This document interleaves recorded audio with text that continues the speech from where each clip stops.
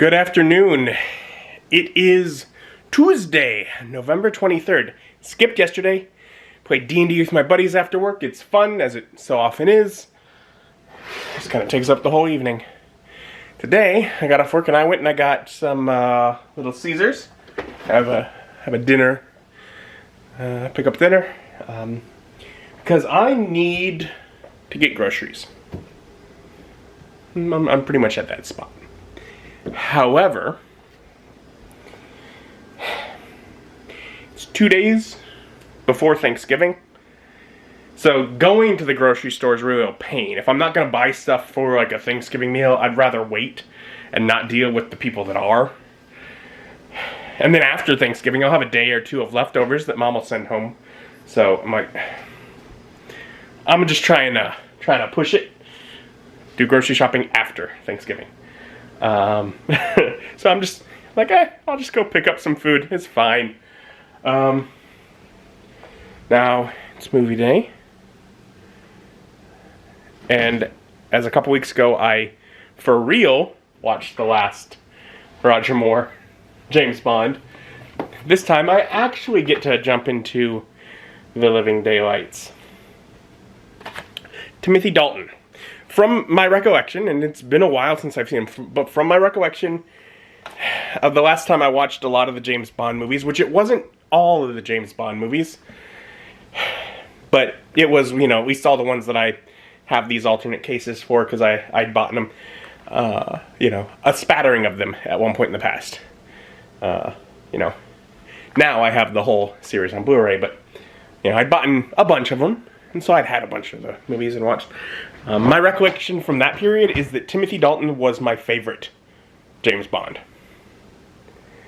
And as I'm now getting to his movies, hopefully that's still true, and I'm in for a real treat. But it, again, has been probably at least 10 years since I've seen it, I'd guess, so who knows. But I'm gonna settle down, have some cheap pizza, and watch.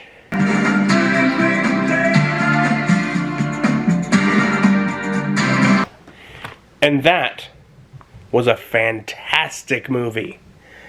I would give 007, The Living Daylights, an 8.3 out of 10. It's wonderful. It's a great James Bond movie, and a great movie in general. Armed with razor-sharp instincts and a license to kill, James Bond battles diabolical arms merchants bent on world domination in this thrilling, lightning-paced adventure. Timothy Dalton brings edgy humor and ruthless cunning to his debut performance as Agent 007. Yeah. I mean, there's, humor. It definitely still has humor. James Bond has humor. But it's not laughing at the situation. It's wit. It's sometimes almost cruel humor. But there's definitely a bit of humor to it still. But he plays a dark, edgy James Bond. A lot of the performance is in his eyes.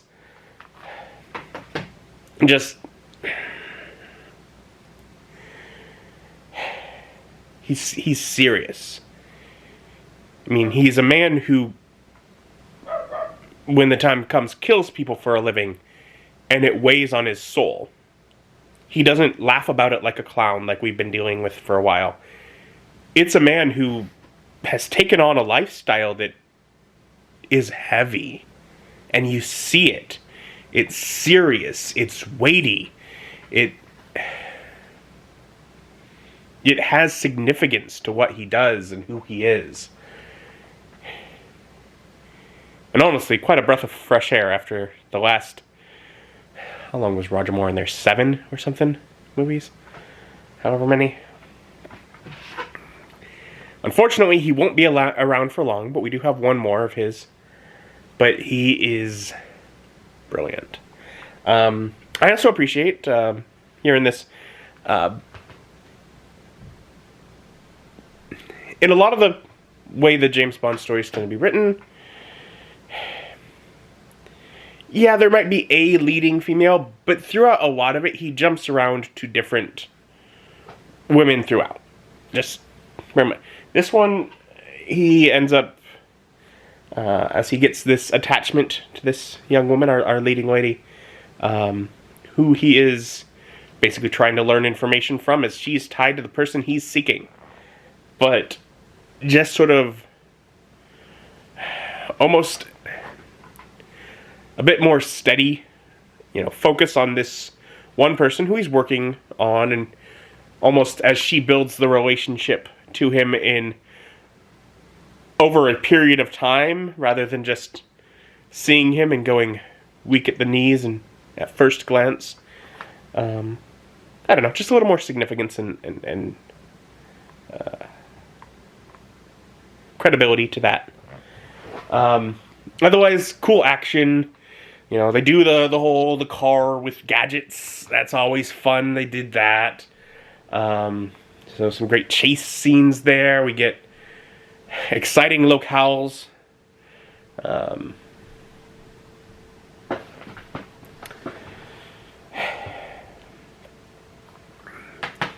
We get a new Moneypenny.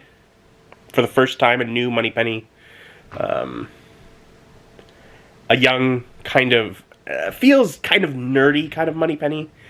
Like with her position where she is, it feels almost like, is she M's assistant or is she Q's? And I'm not sure, because it feels more like she's Q's assistant, just with the office that she's working in.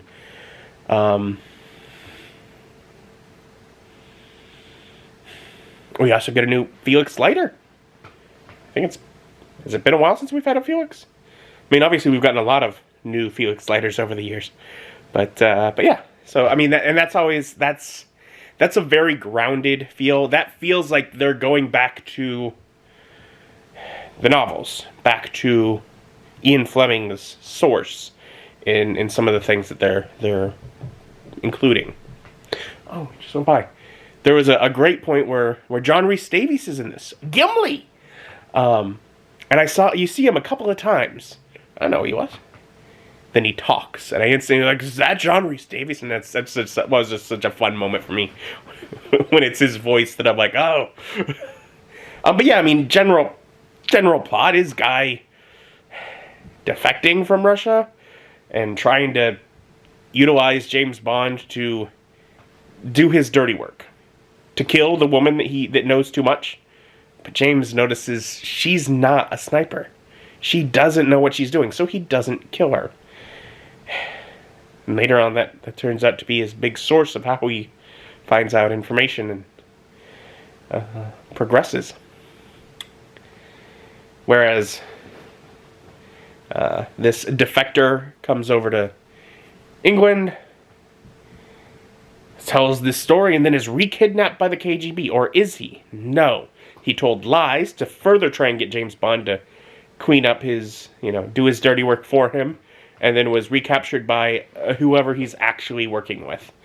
Came in and captured him. / rescued him. Lots of ties. Just with, Russian spy, Russian government interaction, that whole plot. Just fun. That's fun spy plot. That's quality spy plot. And then near the end there's the whole entanglement with Afghanistan and rebellion groups there, and basically arms dealers working with this false defector to try and make a huge bunch of money on diamonds and opium, and then use it to turn around into high-tech weaponry. And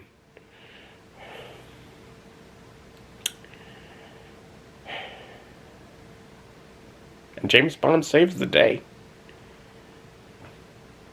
as expected. But But it's nice. It's nice to have a 007 that takes his job seriously. And it was fun and action-packed and it, what did it call it? It called it lightning-paced. I definitely leave the movie feeling like I would get details on further viewings. Watching it more, I would probably pick up on more. That is the feeling that I left that movie with.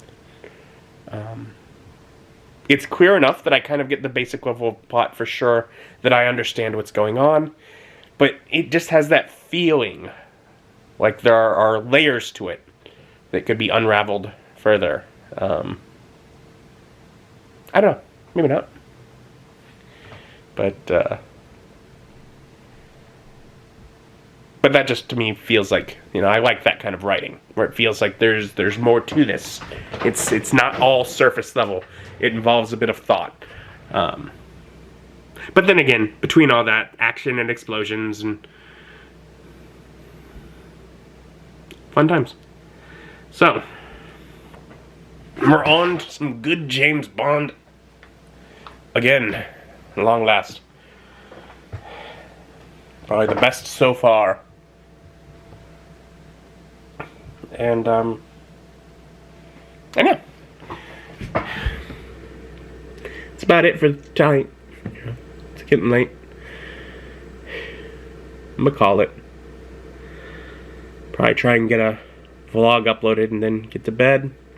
Thank you for joining me, and join me as my journey continues.